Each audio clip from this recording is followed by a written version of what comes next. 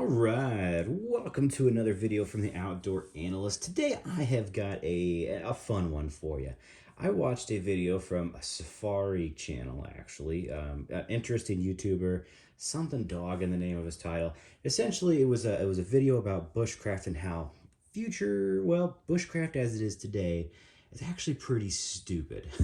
And well, at first I took offense to it, but I had to listen, see where he was going after. And his points were essentially this: is that bushcraft has drastically changed, really over the last several hundred years. Originally, bushcraft, when you're kind of thinking back to it from, the Kep art and the Morris Kachanski sort of ideal, is essentially that you are actually living on the land. You're using your tools, and you're using mostly skills and minimalist tools to survive in different areas, whether you're hunting, trapping, doing everything to go out in the woods and just the wilderness and survive off of it.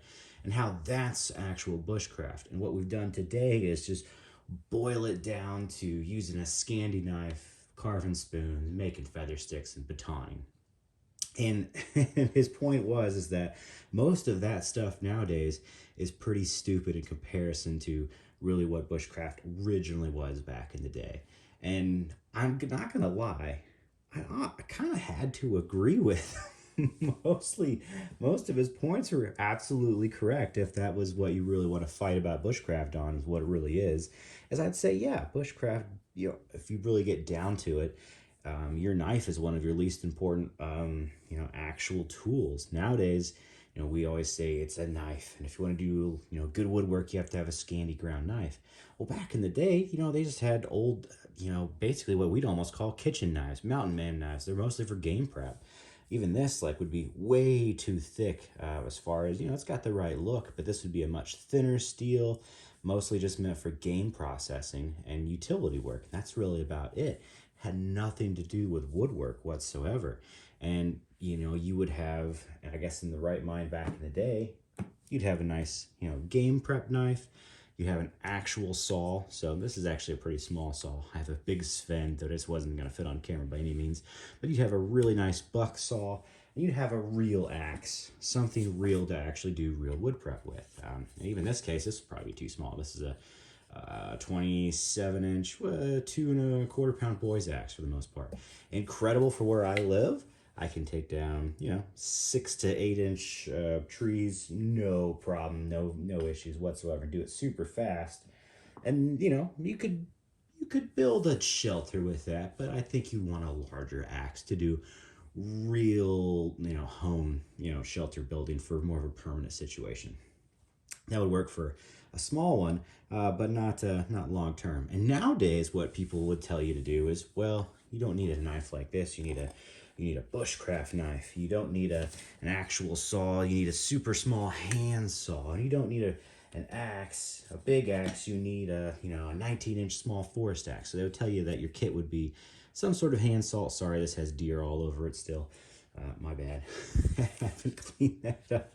Yeah, you want some sort of a bushcraft knife with some sort of Scandi grind to it, even though Scandi grinds can't do deer processing that well. Luckily, this is a Scandi Vex from Bark River for Scandi here. This is just an old regular Fisker's hand saw. But this would be more along the lines of, a today bushcraft knife. And they'd say, you know what? You don't need a large axe. You need either a real small 15-inch axe or the ultimate Gransfors small forest axe. And that's what they would tell you. That's what essentially most bushcraft channels and YouTubers these days will say that's what you need. Are these cool tools? Yeah, they are. But I wouldn't actually say, if I'm going out to survive for my life, in no way, shape, or form, or just quote unquote live off the land, this wouldn't be it. I would actually go more along the lines of the old school. A 19-inch axe with, what is this, a 1.5 pound head, 2 pound head, is truly a compromise axe. You're usually on your knees when you do this because of how short it is for safety purposes. This is not, it's generally the smallest two-handed axe you can actually use, but because it's so short, it becomes a little dangerous. So you don't want to take big trees at all. You're at like 5-inch diameter trees on this sucker. So kind of keep that with a keep that in mind with this thing. You know, if you're using a full-on Scandi, you're not going to be doing game processing. They suck at game processing. Luckily, this is convexed, and this is MagnaCut, which is beautiful. So this will actually do game processing okay. No problem doing, you know, whitetails, squirrels. You can do anything with a squirrel, but still, you actually don't want a Scandi grind even for that. That is atrocious to do. Have you ever tried it? I have. It sucks. It absolutely sucks. It is just not made for it. Convex, totally. And then, you know, a little saw here. You know what? Maybe I won't. I think that has some grime and stuff on it. For YouTube, we won't touch that. But yeah, that will only process small logs. We're talking like 3-4 inch diameter generally. That's the most you really want to do with it. Is that fun? Absolutely. That allows you to go do, you know, kind of bowls, spoons, get fires prepped. This is ultimate fire prep, and even like small camp configuration. Like, you know, build a small shelter for the evening. Yeah, this will totally do it, and it'll do it well. They're all essentially compromises, though. You have a compromised saw, a compromised axe that fits in a backpack because, you know, convenience matters more than anything these days when it comes to YouTube. And you generally a compromised knife that's good with wood, and only good with wood. This luckily is a little bit of a good at everything, which is kind of nice. This is a pretty cool knife. That's why I really like this Bark River Forest Scandi. Can do a little bit of everything with it, but this would be really the only truly more multi-versatile tool versus I wouldn't be using this axe, I wouldn't be using this saw if something was actually serious. I would absolutely swap these out. And even in this case, I would go for a larger buck saw than this. This is fun for, you know, small shelters, but I would go for my full-on real saw, a real buck saw. I would pull out a real axe and carry it with me, something that does have a couple of extra pounds on it. And I would actually probably stick with this knife. I really do enjoy this knife.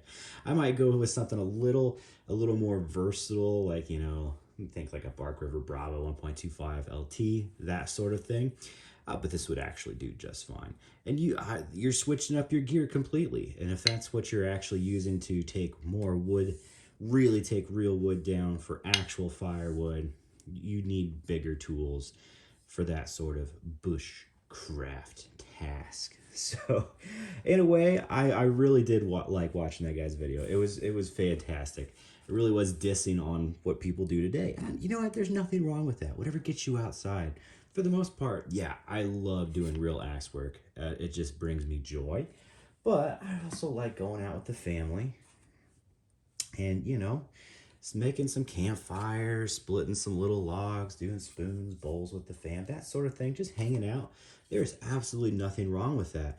And if that's what gets people outdoors these days or on small adventures, yeah, bring smaller tools. That is totally fine. And because we have the ability to do that, call it glamping if you want, it's a cool thing. And it actually allows us to be able to do that. So that's kind of where things have changed. And even like just the ability of what your tools can do these days. Like, your knives are so much stronger. You can baton wood with this thing. This is MagnaCut.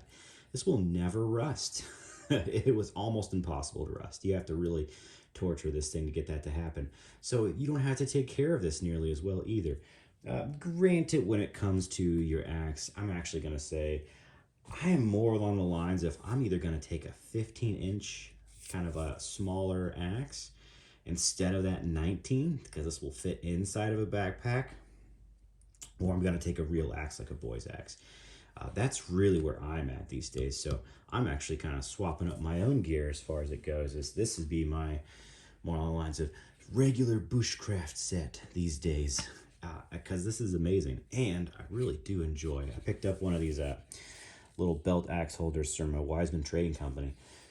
Really nice thick leather on this thing. I've been wearing this around. This is my Christmas present I got this year from the fam. Super cool. Really enjoyed this. This has been really, really nice. So this is my bushcraft setup these days. If I'm going to go out and just have a little bit of fun, this is a really cool way to do it. If I'm actually going to go and try and survive and live for weeks on end outside, no, this is not the kit for me in any way, shape, or form. You need larger tools to do that. And yes, bushcraft has completely changed. And I would probably even take more of a game processing knife. Honestly, if I had to be really, really truthful, I'd probably take the Bark River Gunny Hunter instead. That's really a truly awesome processing knife. Let's see if I can I pull that out quickly? Yeah, I can actually. So I would swap this for something that does do game processing better for this, actually. If I'm doing real long-term stuff, yeah, this is going to process game really, really well. It'll do a better job, and this has a thinner convex edge on it. And it'll do food prep a little bit better too, because it is a little bit thinner all around on the stock. And it gets thinner, it's a full height grind convex, so it really does go through food better. So this would be more along the lines of something you would take.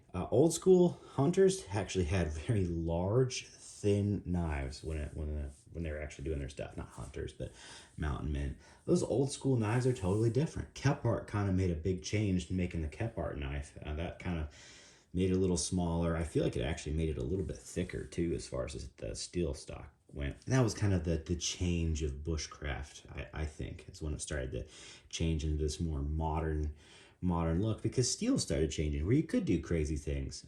Granted, this is CPM 154, which is pretty awesome steel. Another really cool stainless. You can see that in some ways I actually really like stainless steels on my knives, because you don't have to mess with them for any sort of maintenance because of the weather. Maybe you do a little bit, but not nearly as much as like carbon steel, where yeah, you gotta take care of your axe for sure. Keep that sucker oiled, but this thing, not nearly as much. Don't have to worry about it, especially in a leather sheath, which retains moisture. Yeah, it's nice not to have to worry about that very often. So yeah, I hope this was kind of just a fun conversation of how tools have changed quite a bit over the last 100 years, 200 years, easily. It's changed a ton. Mostly, I think it's because of technology and just the fact that we don't need nearly as much as we used to. So yeah, I like small bushcrafting. I like the stupid bushcrafting. Is it necessary to do feather sticks to make a fire? In reality, no. But is it super fun to start a fire that way? Totally. And I think that's a very valid point and a great reason to do bushcraft the way that you actually like to do it. And because it is such a broad topic, don't fight with people about it. It encompasses a massive quantity of different tasks and skills, and I think the skills matter 10 times more than the tools. Who cares if you have the tools to do something? If you don't know how to accomplish it or what you're actually looking to do, I'm not going to help you. So go out, read a book. I've actually really been reading quite a few books from Capstick, the hunter. I've been loving his biographies on people and himself. They're very, very, very, very cool reads. So, yeah, keep it interesting. Keep it fun. Hopefully, this was a fun video for you. It's New Year's Eve, so have a happy New Year. I wish you all the best. And, yeah, have some fun goals for getting out, doing fun things by yourself, with friends, with family, that sort of thing. It doesn't have to be serious trips. It can just be trips out to the backyard to learn a new skill. Learn how to carve a spoon, learn how to carve a bowl. Do that sort of thing. Or just go out and learn how to make a fire. Get better at feather sticking. Yeah, is that small bushcraft work? Totally. But is it a blast, and is it kind of therapeutic? Absolutely. It certainly is on my end. That's how I see it. So, hey, if you like this content, please subscribe, hit like, leave a comment. What sort of tools are your main bushcraft tools?